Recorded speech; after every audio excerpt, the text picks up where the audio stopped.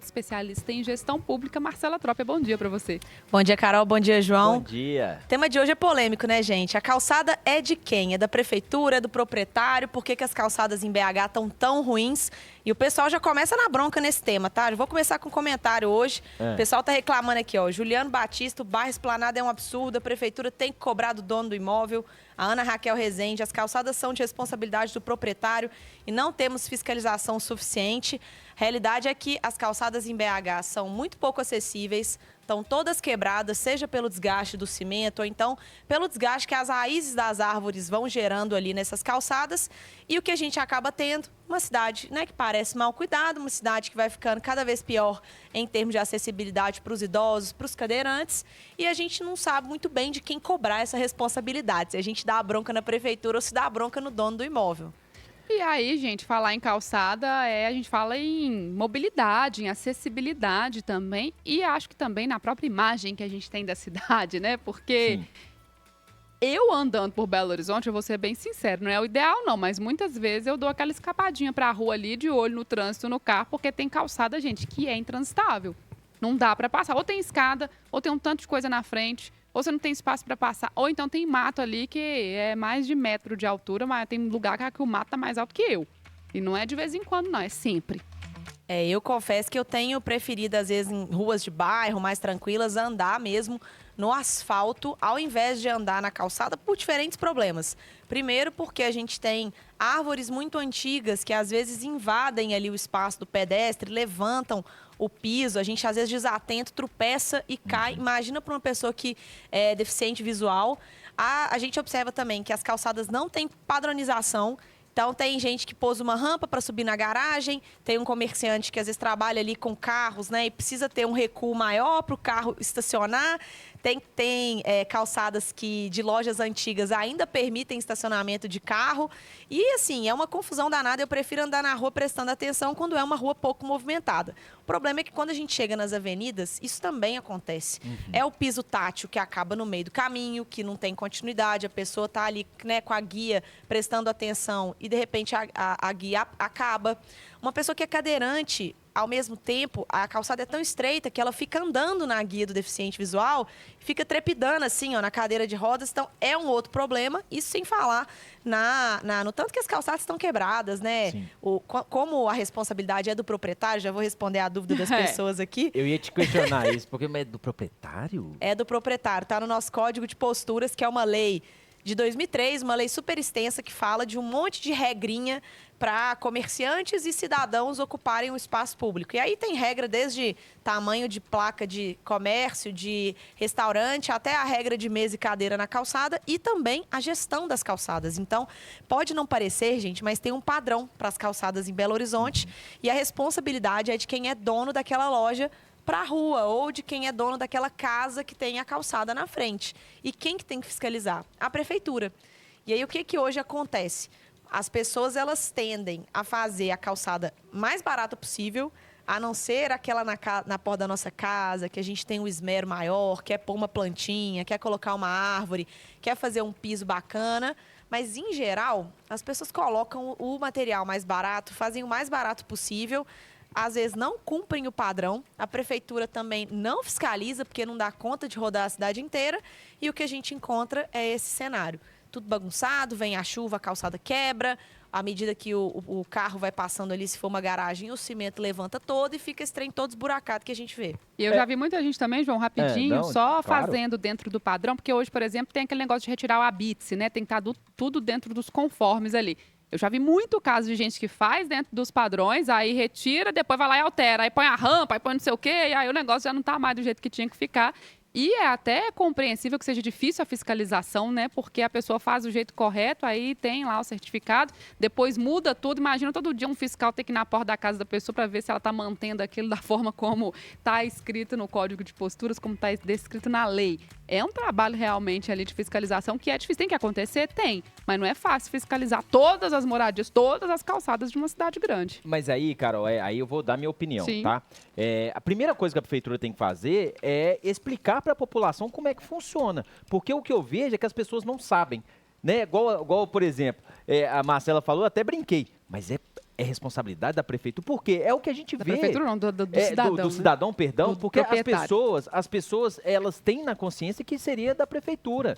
E aí as pessoas só começam a saber sobre isso quando a prefeitura chega lá, quando vai, e multa e fala, ó, isso aqui é responsabilidade sua, então você tem que fazer dentro desses padrões e tudo mais. Eu sei que tem no site da prefeitura, porque a gente recebe denúncias aqui várias vezes, e lá realmente tem um padrão, tem lá falando qual que é a extensão do passeio, se tem o piso tátil, se tem que colocar, em qual lugar que tem que colocar e tudo mais. Mas a população em geral não tem. E como que faz isso? Como é que a prefeitura pode trabalhar isso para também diminuir o número de fiscalização? Porque aí as pessoas vão estar cientes do que tem que ser feito. Pois é, gente, eu defendo muito que a prefeitura confie nas pessoas e que as pessoas sejam autuadas quando elas fazem as coisas erradas. Esse é o conceito ali de lei de liberdade econômica, que eu sempre trago aqui quando eu estou falando de desburocratização. Mas nesse tema da calçada, eu vou parecer incoerente, porque, na realidade, quando a gente joga, tem que fiscalizar, a prefeitura tem que fiscalizar. Gente, a prefeitura tem um número limitado de funcionários ali, de pessoas que estão cuidando de manutenção de árvore, de praça, estão fiscalizando uma série de outras coisas da vigilância sanitária, do comércio.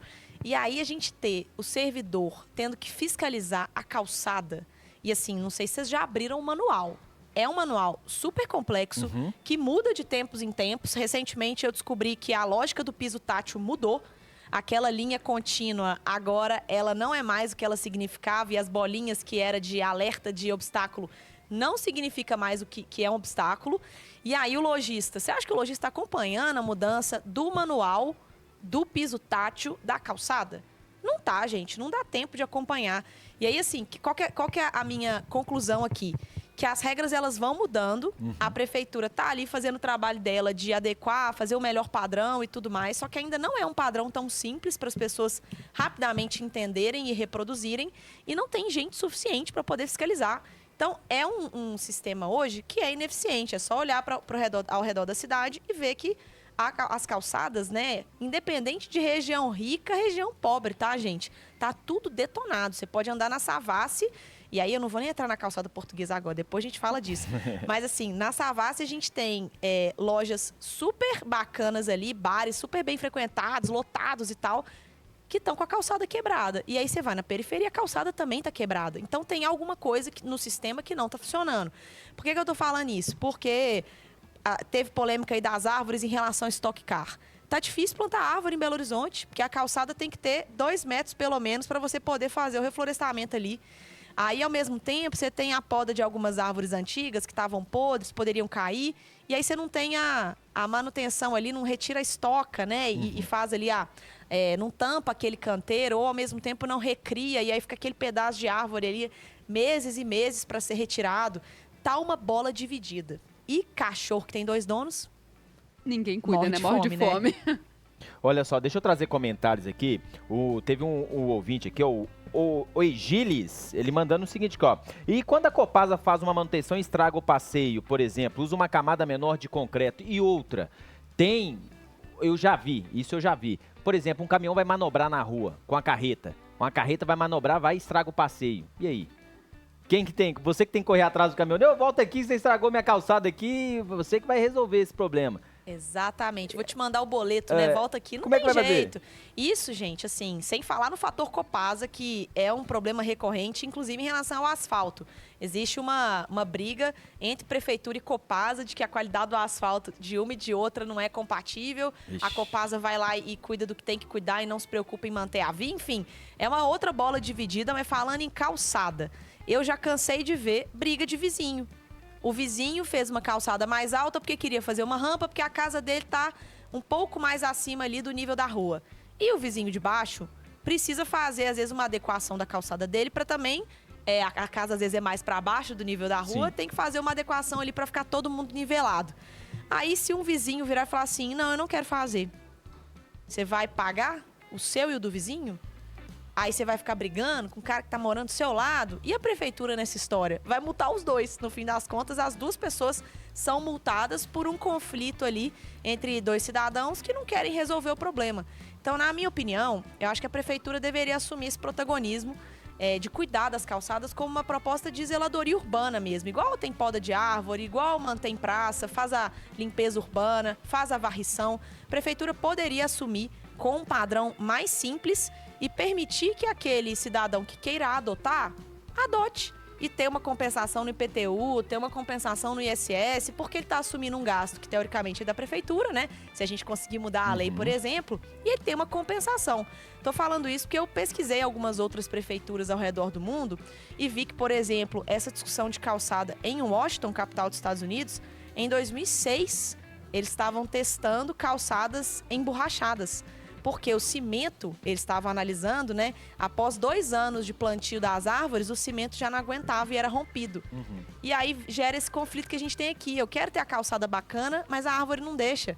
Que espécie que eu planto para dar sombra, água fresca ali, né? Sombra e água fresca, mas que não detona meu asfalto, meu cimento, perdão. Talvez o problema esteja justamente no cimento. Se a gente testasse outros materiais recicláveis e fizesse essa padronização, começando em avenidas, chamando os empreendedores para assumirem a responsabilidade nesse modelo de doação, né, de compartilhamento de responsabilidades, talvez a gente até pudesse virar um case internacional de revitalização de calçadas, de acessibilidade e, imagina, de permeabilidade do solo, porque a borracha permite ali, aquela borracha ralada, né, que a água penetre de certa forma no solo mais do que o cimento. Poderia ajudar contra enchentes, poderia sim ajudar na manutenção das árvores e também da acessibilidade.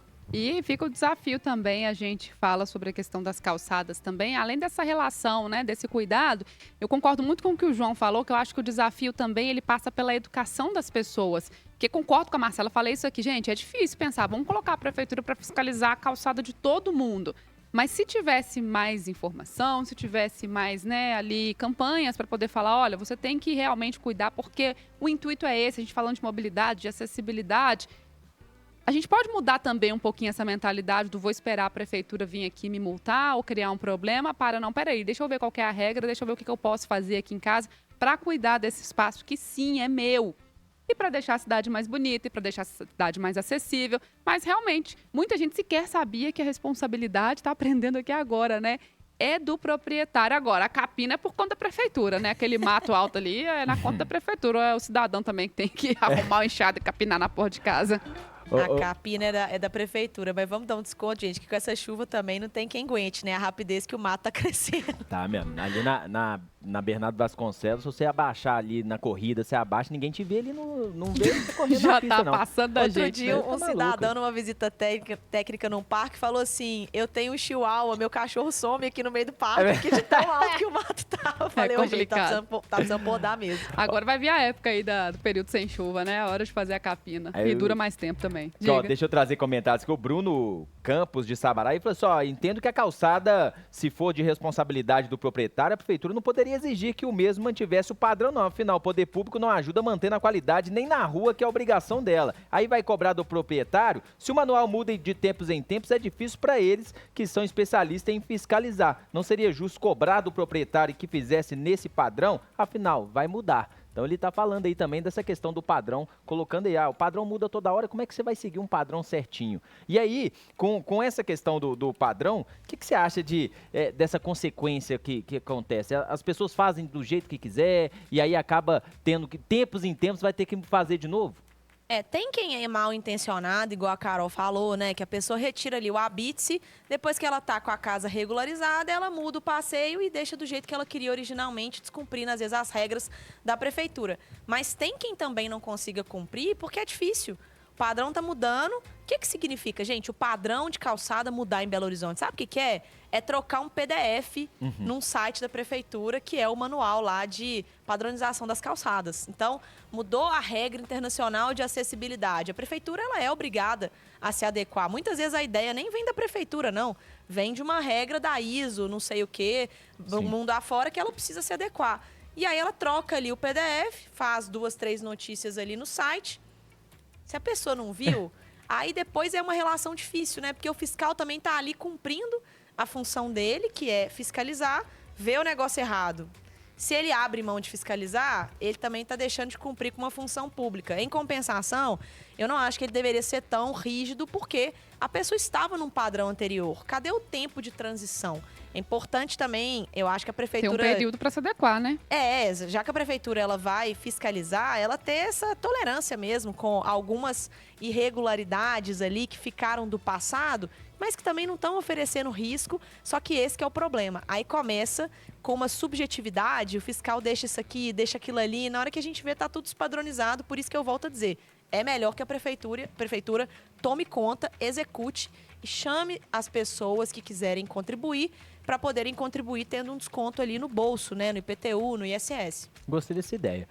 A calçada portuguesa, vamos entrar nela? Vamos, porque fiquei curioso. E aí, tem alguma diferença? Primeiro, alerta aos meus colegas da comunidade portuguesa. Vovó é portuguesa, para quem não sabe, veio lá de Portugal. E eu tenho licença poética aqui para criticar. Acho a calçada portuguesa, gente, maravilhosa.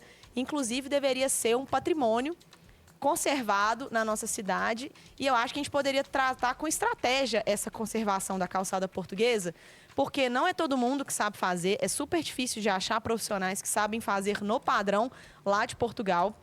E aí o que acontece?